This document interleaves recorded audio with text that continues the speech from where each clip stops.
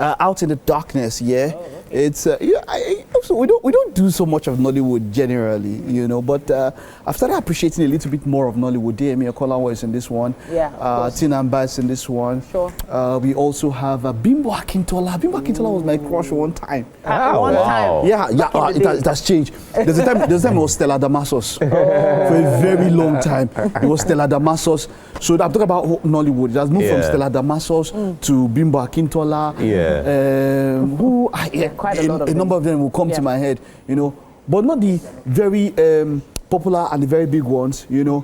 But this is big. I'm looking forward to it because I was invited to the premiere. I don't know how many, if Titi might want to join me for that premiere. Yeah. Okay. Edgar, it's on a Monday. What day is it? On a Monday. It's that's important. fine. Monday, next Monday, yeah? Yeah, next Monday. Okay, no wahala. Please give me a little spoiler. I hope DME doesn't die in this one.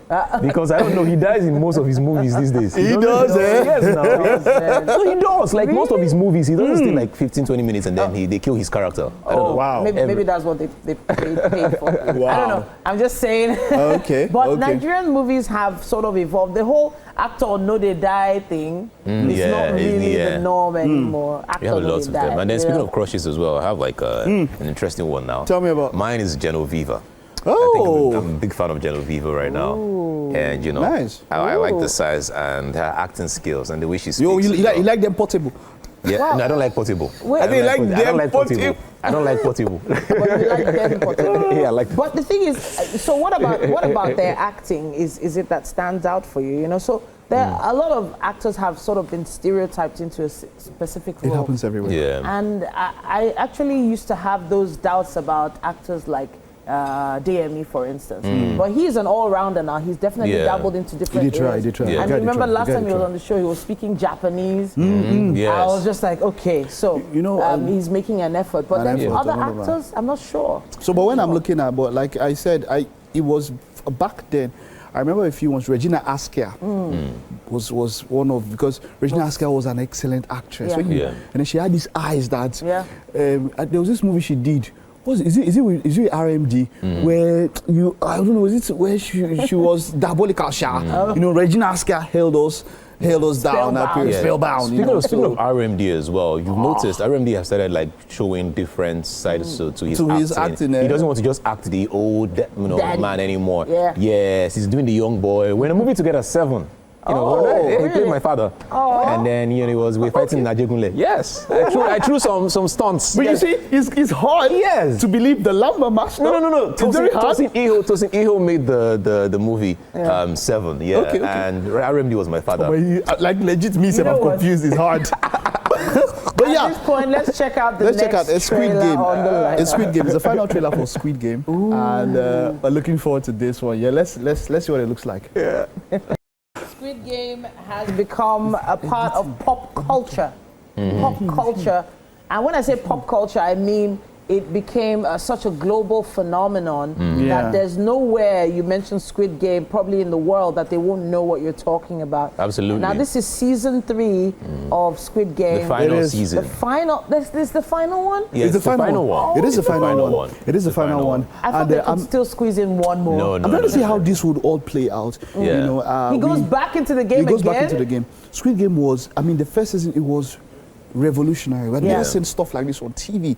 In fact, Mr. Beast had to even put together his own concept, created the Squid Game first. They now did his own Beast games. There's also a show, a Squid Game show, like a series. Yeah, the series. Yes, exactly. I watched it also. It was cool. It was. So it just goes to show when something is just so good. You know, I can't wait for them to do this thing in Nigeria. I'm just waiting. I'm sure, like very soon.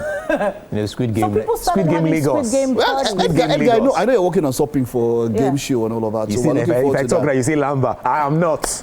Yeah, sorry. The thing with that guy is this: when that guy's not saying anything, it could be lampering. So you know when you're so good in lampering that you're confusing even the people that you are supposed to. You know, even me. Yeah, but that's Squid Game. Squid Game is an interesting one. Yes, it is. Now the main character is evolving, and I feel like it's also a sort of like a social experiment. Yeah. It is.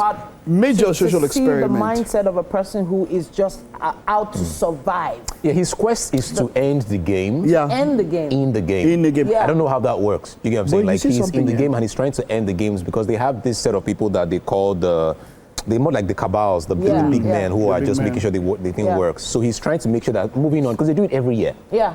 I think every 7 years, that's when they do the Squid Game thing. So he's trying to make sure that it doesn't happen again after this round. So, it didn't end. The last time he entered the game, it didn't end in the last season. Yeah. It's extending into a third one. So it's just a continuation. But it looked really gruesome last time. Actually. Yeah, it did. All right. Up next we have Liam Neeson, one of the, he doesn't want to get old. And he's also somebody set of skills. Exactly. That's the concept. See, being stereotyped is not only in Nollywood, it happens everywhere around the world. He has been so stereotyped that when you see him, everybody wants to think that, why didn't you do another Taken? And he has done like 2 or 3 movies in that Taken mode.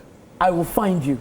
I will find you. I will kill you. No, I will find you. I will kill you. I'll kill you. I'll kill you. I'll kill you. All right, Liam Neeson in Naked Gun. Oh no! Okay, so we actually had to laugh that one off. Liam Neeson is I wanted to say it's a comedy spoof. It is. Of action movies. It is. And for me, he will try to put action into everything. And when you see this outwardly, there's this kind of comedy that I don't know what style I would call it. But when they come out and they are over the top expressions and over the top kind of comedy and all of that, just feel good films to watch. Films that you just watch and enjoy. I think of movies like what's it now? Jackie Chan and Chris Tucker. Rush Hour. For me, the best sequence was "Who are you? I am you." Say no, hey, don't play with me, man. I'm talking about who are you. No, you is blind. Perfect. There was actually a reunion of them recently. Yeah, recently. And I think there's talk about even getting another one. But Liam Neeson is doing something we've not seen him do, which is the comedy version of his action character, which is really fun to see. And I think it was overdue because he was always so serious. But seeing a fun side to him is important. I think I've really enjoyed this one because I'm not a big fan of slapstick comedy. So I don't like people who try to, tell stories and make it obvious you want to make everyone laugh. Okay. Don't do that. When you want to make people laugh, just be natural. Just be yourself. Be yourself. It comes, exactly. Some people that it comes with, it's hard, for me, it's hard to learn. It's just there. If you have it, you have it. But the Naked Gun series has been there for a very long while. Liam Neeson is stepping into the role of the son of the popular one. So But up next, from comedy, I love the way this is going, man. Now, when I saw Sandman, the first season, it was groundbreaking, with the concept, Morpheus, the concept of a dream, the dream world and everything. And the Sandman series also has been there, part of a larger series, and it's been there. And the way it was brought to screen was perfect, man. I am really looking forward to the second and final season. This is Sandman 2. Ooh. Yeah. It was very deep and spiritual, the first season. And I was not sure where to place it. I was a little worried because I really, sometimes I take some series so seriously that I'm laser focused on getting to the end of it. But I had to pause. On, I think, the 3rd episode for the last time. It was freaking me out a bit too much. I guess maybe it's just me. But the quality of the production made it so real that was one of the reasons why I had to step back from it. When I watch series like this, one of the issues I always have is that I end up, taking the character. And I know what I mean taking the character is I start acting like the character for like 2-3 weeks. Ew. And then I'm just speaking and, moving like the character. Ew. So when I watch this guy, because I was going to I love the cover art of the movie on Netflix. I was going to just get it downloaded and put it on my wall. Because I'm a big fan of, dark stories. I'm a big fan of anything that has to do with... It's dark fantasy. Yeah, dark fantasies. I love things like that. When you're go into the dream world and you can do certain things. And again, the dialogue from the movie is brilliant. So, yes, I behaved like the guy for a while. So it was my friend that told me, stop this thing now. Come back now. I love the fantasy world. I don't know, for many people, I have a very imaginative, I have quite a high imagination. So there are times when I use fantasy to, as therapy somehow. For me, I don't know about you guys. But this guy is going into dreams. Like, that's something I feel like I don't have control over. When I'm asleep, I'm not in control. It's God that takes over. So do you know what happens? Do you understand? Do you know what happens? Have you ever read something in your dream and you woke up? I don't mean you remember the dream. You remember what you read. what you read.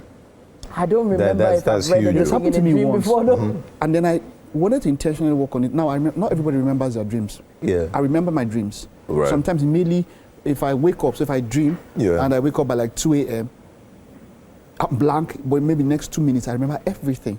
There's a time I started remembering what I was doing. So if I read something, I could remember it. And then there's that concept of study. Yeah. That people, it happened with Dr. Strange in the astral world where yourself subconsciously can learn something, and when you wake up, the conscious body has all the knowledge that the subconscious put into himself. So just make sure that knowledge is positive. I'm about to say something right now, but I have a feeling that you guys will say it's Lamba. I'm about to tell you guys something right now, but this is actually sorry, I beg, reduce the mic. I'm honest. Lamba about to go. Yeah, talk now. I learned how to drive in my dream. And I'm not even joking, guys. I actually learned how to drive. I see. Look, I don't. Titi, you guys don't believe me. Wait, you guys don't. Wait. I don't unbelieve you. Wait, but I gotta be careful. How is that not possible? You did go to driving school, though, right? No. Wow. My dream. Can we go over to the next? You know what? We'll talk about those dreams and all that stuff. But I'll get the word for that particular concept. Let's see what Mahershala Ali and of course. What's her name now? Scarlett Johansson. My first crush. Your first crush, yeah? Yeah, but I'm done. Jurassic World. Let's see what the latest or the final trailer looks like. I've moved on from her.